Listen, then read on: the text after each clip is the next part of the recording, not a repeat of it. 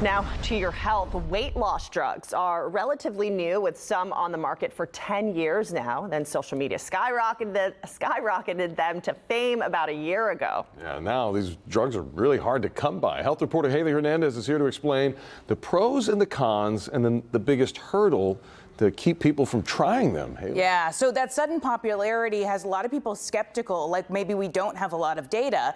Some doctors have even told me that. But as more research is coming out, the data is showing positive results, lowering the risk of heart disease, helping people get off of medication, even lowering the risk of kidney stones. So who should take them? In case you missed it, there's more than a half dozen drugs on the market for weight loss. And according to endocrinology PA Deepal Defecha, she says they're most effective in this order: Zepbound, Wegovy, Saxenda, Contrave, Qsymia, Phentermine, and Ally. Clinical trials have shown Zepbound to be the most potent. In her office, they use body composition scales measuring weight loss by focusing on maintaining muscle mass and losing the most dangerous fat that surrounds your organs. This, she says, shows real-time proof that patients are succeeding on their weight loss journey, losing the bad fat and keeping a healthy weight. Majority of the patients say, I don't want to stay on the medication for too long. I want to get over the hump, and then I want to get off the medication. Is it possible? It's absolutely possible. I also talked to a dietitian, and she has a warning about these drugs. I think it's amazing that we have those drugs. And the drugs are supposed to be paired with a healthy diet and exercise. And I don't know that that always gets communicated. Exercise focused on building muscles, and a healthy diet with lots of vegetables, protein, and healthy fats. There is a switch that gets turned on and off, and it helps them control their appetite, improve their metabolism, stop their cravings.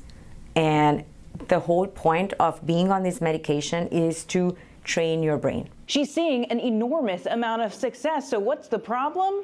The cost. We are having difficulty getting that approved, even with people who meet clear indications. To qualify for the drugs, patients typically need to have a BMI of 30 and above, or 27 and above, with at least one comorbidity like hypertension, diabetes, or sleep apnea. Even with that, insurances are rejecting to cover those medications. Without insurance, patients who can afford it shell out thousands of dollars for the injectables, but the ones who can't have to get doctors to put in the legwork, filing paperwork called a prior authorization, and proving that patients are serious about changing their lives. So we got to make sure the patient have tried good diet habits, dietary changes 6 months prior to trying these medication for insurance to approve it.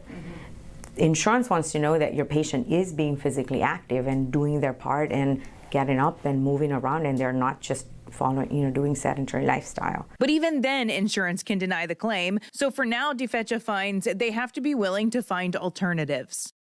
And those alternatives can be the weight loss pills, which can be a lot more cost effective. Coming up at 7 on KPRC2 Plus, the live stream, I recently talked to the Texas Heart Institute, and they tell me they're big fans of patients utilizing weight loss drugs to improve their health, and they insist the data is impressive and even revolutionary. I'll tell you why ahead at 7 a.m. Certainly life-changing for a lot of people taking them. Yeah, and so far the data shows that it's safe to use them long term, but ideally, like 1 year, you'd want to use it and then get off of it. So you'd have to make a lot of changes during that year to maintain the weight loss. Get that new trajectory in life, whatever destination you have, getting there.